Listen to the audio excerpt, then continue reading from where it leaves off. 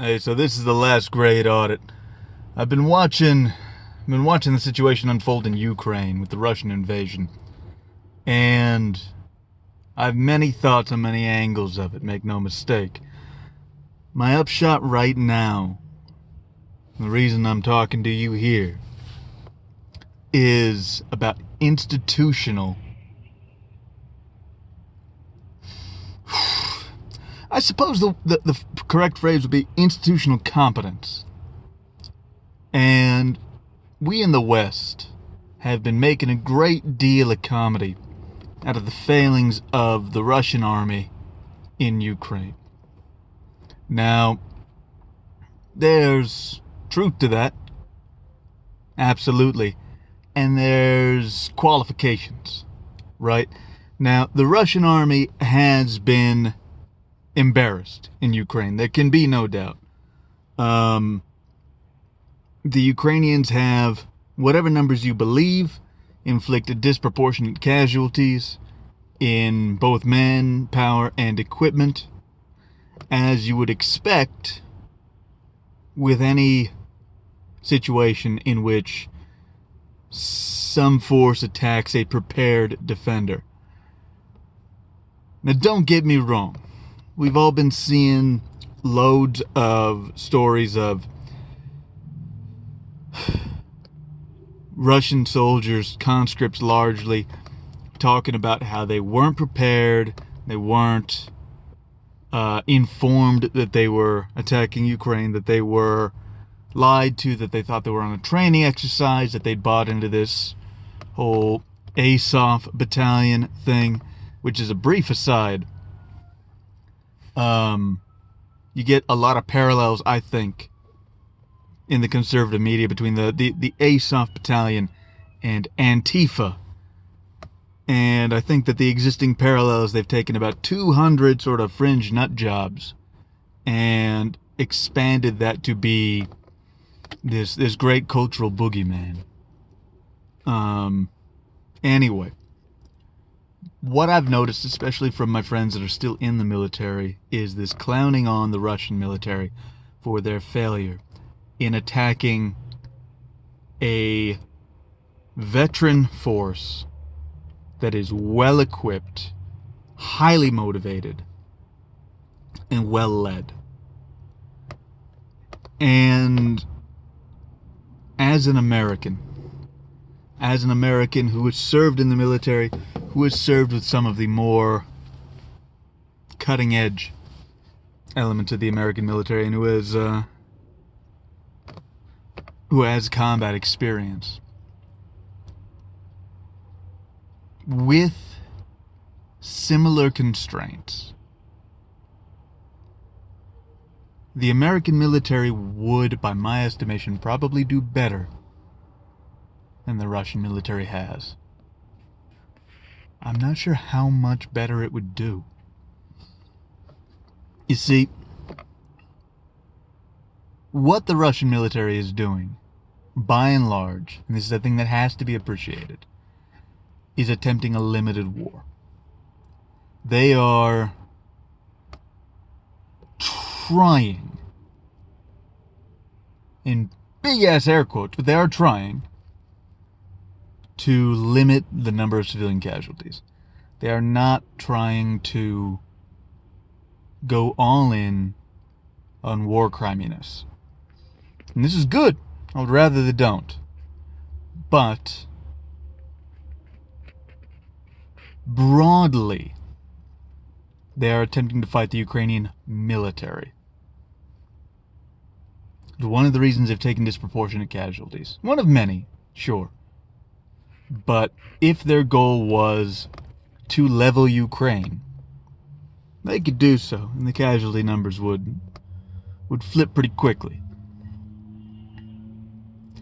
If the United States were in a similar situation, where we attempted a limited land war against a prepared and veteran enemy, which was being supplied by half the world, I'm not sure we'd do all that much better. It would still be an utter travesty. Our military, yes, in terms of equipment and technology. Our Navy is overwhelming. Our Navy could sink every other Navy in the world in arms, probably without losing a major surface vessel. Honestly, one of our carrier groups could probably pull that off. And yes, we have an overwhelming supply of air power. Fine. Neither of those things are exceptionally useful if you're attempting a limited land war. If we're attempting a limited land war in a place where our overwhelming material superiority is limited, we're just relying on soldiers and Marines taking positions, taking cities, taking topographical markers while inflicting minimal civilian casualties against an enemy which is well equipped and experienced. I'm not sure we do all that much better. This is my own personal prejudice, but in my opinion, our military has spent the last decade at least purging as much of the operational experience from its ranks as humanly possible, especially from the enlisted ranks. Because what makes a good garrison soldier and what makes a good field soldier are different things. And that's not even a particularly controversial point. They're different things. And we have been restructuring to a garrison military for a long time. There's still a few relics lying around. Absolutely. I'm friends with some of them. But when I got out, it was the specialist and the corporal next to you who had real-life battle experience. Now, if you're lucky, maybe it's the sergeant major. And even then, it's a different sort of battle experience. It's not force on force. It's definitely not force on force against a better trained, equipped, and experienced force. Mostly it's fighting insurgents. I fought plenty of insurgents. I fought very good insurgents. Those guys were excellent at what they did. But there's a difference. And when the Ukrainian military absolutely wrecked in a wonderfully hilarious turn of events the Chechen forces that were sent in against them, it showed how poorly off-topic experience translates. Because those guys were, if you're being super sympathetic, experienced in counterinsurgency.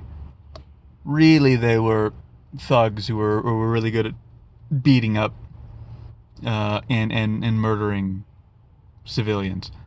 But if we're taking a generous interpretation, they were counterinsurgency specialists.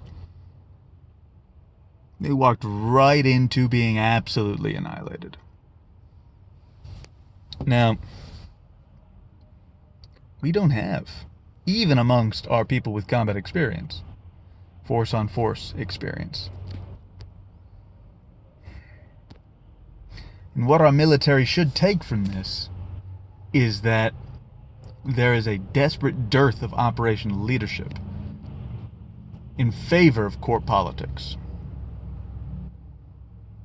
What they will actually take from this is that we need to spend a lot of money on more force-on-force exercises. Which isn't the wrong answer. But it's not the whole answer. We have this perception of American superiority, American exceptionalism. That because we are American, we're better. I get it. Fine, every country does. But it's not tenable. It just isn't. I've worked with militaries from other countries, and on an individual soldier level, I have been often impressed. This could be a huge wake-up call. That there is a place, that there is a call for the sort of men that our military has been expunging. It won't be. It'll be a call to raise the amount of money that we send to Raytheon and Lockheed and Northrop and other contractors.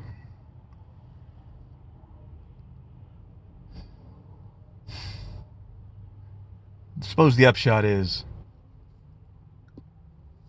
while you're sitting back and laughing at the failure of this totalitarian regime, and good, do so.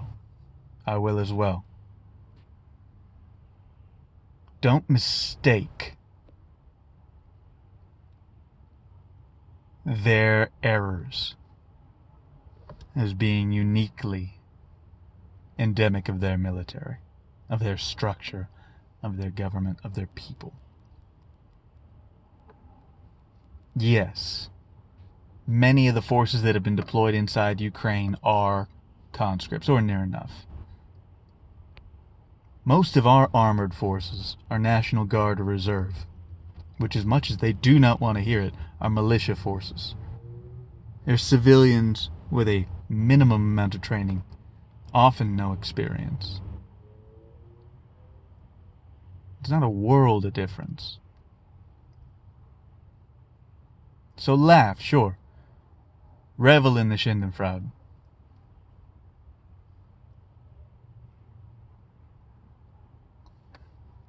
But watch yourselves. This has been the Last Great Audit.